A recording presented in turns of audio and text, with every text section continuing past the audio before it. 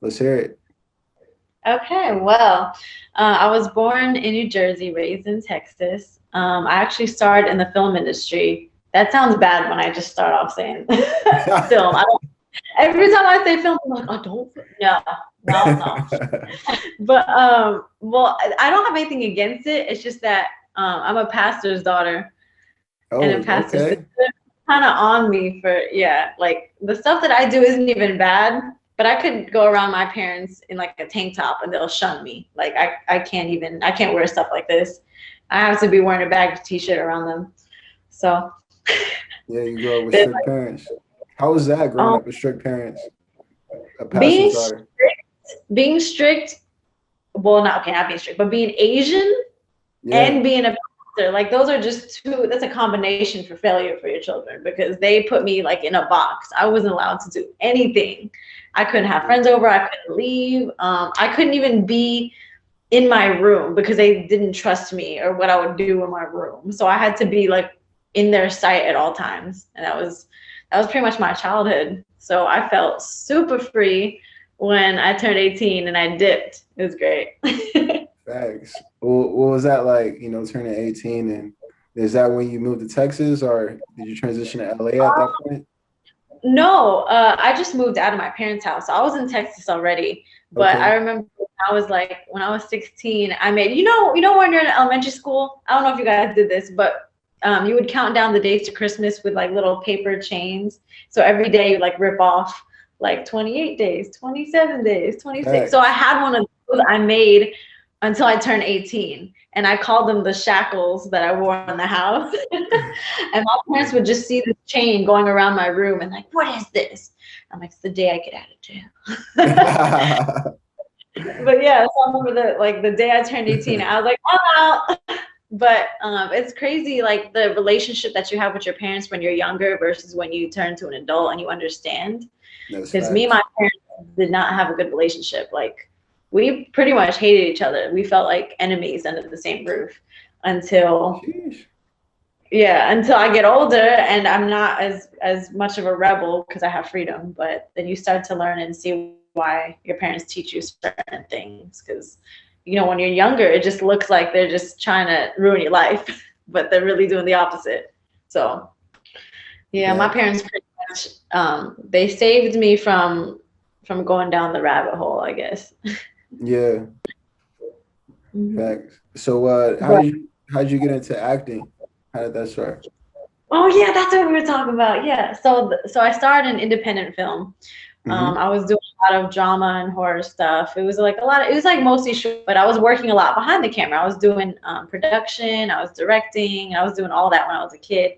Until I moved to LA and I realized that everyone here is in social media, and I didn't know, I didn't have anything. Like I might have had Facebook, but I didn't really use it. I definitely didn't have Instagram, and I came out here 4 years ago without an Instagram, and I didn't know that that was not a good thing because everyone in LA is like, hey, let's go on Instagram. I don't do what? They're like, go Instagram. You got Instagram? I was like, no. They're like, how do you not? I'm like, I don't know. But the secret is I don't like social media, and I know it's so bad to be, working on social media and not enjoying it, but it's only because it can be good or bad depending on how you look at it. Like there's negativity on there that I would like to, I wish I could like refrain from, but it's hard, especially, if you have a fan base, because if you Right. have fans, you're always gonna have trolls, you're always gonna have haters. There's gonna be people that love you, and there's gonna be people that hate you. Facts. So that's one of the negative sides of it, especially for me because I'm sensitive. So Right. someone like, why are you selling tooth products? Your teeth ain't even white. I'm like, Oh. and I'll be so quick to delete it. I'm like, I do not have yellow teeth, do I? And I'll start believing that. So, I totally forgot your question.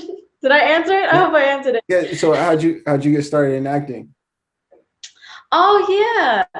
Yeah, so I started when I was in theater when I was 14 and I just fell in love with it. And when I came out here initially, that's what I was planning on pursuing, but then my aspirations changed. But I was gonna wait till you asked me what my end goal was, and then I was gonna bring it up. So I guess I can bring it up now. Full circle. It's a plot twist. That's right. This episode is sponsored by Blue Chew. Guys, confidence can take you far in life. It can also help in the bedroom, especially when it's time to step it up to the plate. And that's where Blue Chew comes in. Blue Chew tablets are made in the USA and prepared and shipped directly to your door in a discreet package. Women say there's nothing at all that's sexier than confidence. And Blue Chew can help you give the confidence where it counts. So if you can benefit from extra confidence when it's time to perform, Blue Chew can help. Chew it and do it. And we got a special deal for our listeners. Try Blue Chew free when you use our promo code Leo Black at checkout. Just pay $5 shipping. That's BlueChew.com, promo code Leo Black to receive your first month free. Visit BlueChew.com for more details and important safety information. I just want to give a special shout out to Blue Chew for sponsoring the podcast. So my main goal in life is to have a suicide prevention organization, which I'm still trying to get the ball rolling on that, but it's hard because, there's kind of a pandemic right now. Exactly. So that's kind of like hindering me from moving forward, but I'm trying to make content for suicide prevention. It's basically just to help people that are depressed or go through or have anxiety and, stuff like that. Because there's a lot of people that are either suicidal right now or they're really going through it. And it's not just the pandemic, but it's just life and everything that's going on, especially having to deal with 2020. 2020 came for us. It just hit us out of nowhere. So people are really going through it right now. And, we all need somebody. And it's really, it's so easy to feel like you're alone. And I feel like it's our job as influencers to influence in a positive way and, and try to eliminate all the negativity. And that's one of the things I love doing, thinking I wanted to act. I didn't even know I could do comedy because I don't see myself as a funny person. I think that funny, okay? I don't see. I think what I go through is funny. And I like, telling people about all the awkward, terrible situations I've been through. And then it's easy to make fun of. But what I loved about it was that people would say, thank you so much for the laugh. I really needed that today. Or thank you for bringing me up when I was down or distracting me from all the chaos I have going on in the world. Because just like movies, it's a distraction from your reality, because your mind gets captivated in alternate reality other than whatever the hell you're going through.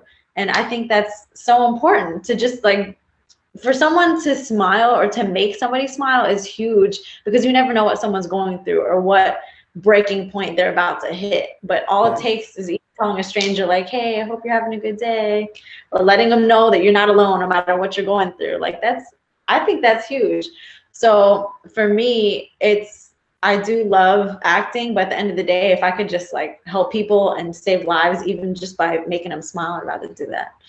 Facts. Hey, that's true. Especially in entertainment, these past couple years has been crazy. From Mac Miller to Little Peep to Juice WRLD, all dying of suicide. So it's important to spread that, universally to everyone because you never know who needs that advice, who needs that help, that support. But let's talk about a personal experience with you. What made you want to advocate for this in specific? Was there a really down point in your life where you just hit rock bottom and you felt like just kind of just freeing yourself from it? Yeah. So I was diagnosed with depression, anxiety. I saw a psychiatrist all the time, therapist. You really got to go through it to know the difference between a psychiatrist and a therapist and like all that. They're all different, but I've been through all of them. I was even institutionalized. I was in a mental hospital for suicide. And is this 5150 or 5585? Wait, what? Where are you counting? You're like 5150 when you said you were institutionalized? Wait, I don't get it. Okay, continue. Oh God, no! I feel like I missed something stupid. All right, we're gonna talk about that later.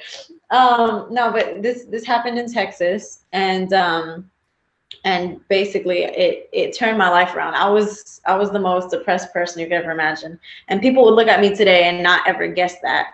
But yeah, I definitely went through it, and I was just I attempted multiple times. But the hospital fixed me, even though it's definitely not a fun place to be in. You do not want to go there. But that's kind of when being a pastor's daughter helped me, because I had so much alone time to just pray. And all that prayer is what really, like, it just, prayer isn't for everybody, but it definitely helped me get out of that dark place. And I never really took the time to actually sit and talk to God and let him know that, that I needed him at that moment, because I was at the lowest point in my life. And the thing that really, really put it in perspective for me was the day that I got admitted into the hospital. They let me see my mom before I went in. And she came running up to me and she was crying. And my mom's the happiest person. She never cries unless I make her cry, like an instant like that. But she ran up to me and she was like, do you know that if you had killed yourself, I would have killed myself? And just to hear those words is crazy to come from your mom. Right. Freaking gave you life, because I'm like, I would not want to freaking, that's basically like me killing her. Right. Because I killed myself, and I still have a brother, I still have a dad, her husband, so there's like other people in her life that she wouldn't even consider too, because she's so sad about me. So I'm like, people need to realize that suicide is a selfish act, but I understand where it comes from. But at the same time, you have to like consider all the people's lives you're affecting, because it's not just you. Like, your absence will affect everyone around you, and not in a positive way. So going through that really like put in perspective for me. And I was like, I'm not going to go down this path anymore. I'm going to choose the high road. But I was very blessed to have made it through that, because there's so many suicides. There's so many people that don't have that luxury of escaping that mentality. It's such a hard, like, your brain is so powerful that it can control your mind into thinking like killing yourself is the only way out. And it's not, but it's really easy to manipulate yourself into thinking that. So I feel like it's my job to convince people otherwise, to let them know, hey, I'm not just a random person who feels bad for you that you're going through this and thinks you can get out. No, I'm speaking from experience. Like, I got through it, so you can get through it. Facts. Actors that want to be in the industry and want to go to LA and pursue a career in acting, can you give them any advice, how to start your career and how to continue it? Oh my gosh. Yeah. Honestly, it depends where you're at too. It makes a difference. Because if you advice to people in Houston and you're trying to act good, you can definitely like start small, but if you want to expand from that, you've got to like go somewhere like either Atlanta or LA, New York. And I only say that because there's not really room for growth there. Whereas out here, like I'm in LA currently, where we have so many other, like, we have things we can build off of, and we have a lot of people to collab with, and there's just so many more opportunities out here, because it's kind of like the city, I wouldn't say the city of dreams, but like the city of where everything's happening. Like, you'll find endless casting calls here if you want to get into film or television, commercial, whatever. Whereas in Houston, if you try submitting yourself for anything in Houston,